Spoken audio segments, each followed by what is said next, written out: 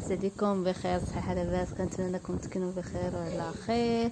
ما نساوكم ما استنتيو ملي اول مره غنهضر بالشلحه في الفيديو.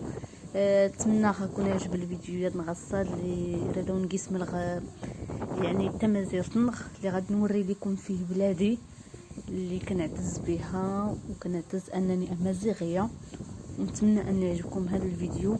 بالنسبه لهذا الدوار ايغيل، هدايا دوار ايغيل، ومن دوار ايغيل غادي نمشيو ان شاء الله لدوار ايت بيديرن وفلا.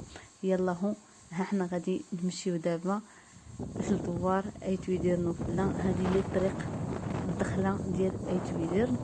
كما كتشوفوا هنا المناظر واعره بزاف وزوينه. يعني هذا الفيديو ديال هذا اليوم غير صورت لكم مونطيطو ولحت لكم باش تشوفوا المناظر كيفاش دايرين الاجواء، كيفاش دايرين هنايا. صراحه زوين بزاف الجو هنا،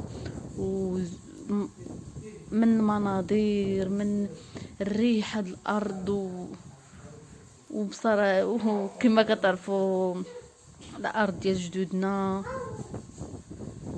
راه حتى واحد ما كيفرط فيه. ها هما كما كتشوفوا حنا قربنا. هذه هي الدخله ديال ايت بيديرن وفلا، وكاينه في الجهه الاخرى كما غادي تشوفوا من بعد في اللافته. هنايا كاين ايت بيديرن ازدار، يعني غادي بحال دابا هاد لابطه كاين ايت بيديرن ازدار، وهنايا دابا فين غنمشيو هي ايت بيديرن وفلا اللي هي دواري.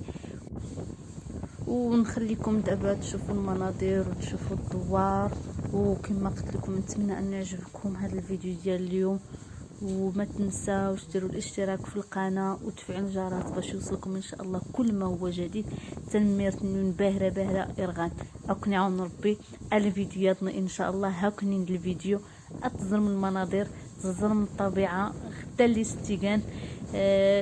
سيرات زريات رمضان ان شاء الله حنا زير حر الربيع عاد ما حدثوا لله، باش النفسيه نونا ترتاح شويه ان شاء الله. وتنمير نون بهره اكون عاون ربي الفيديوهات ان شاء الله.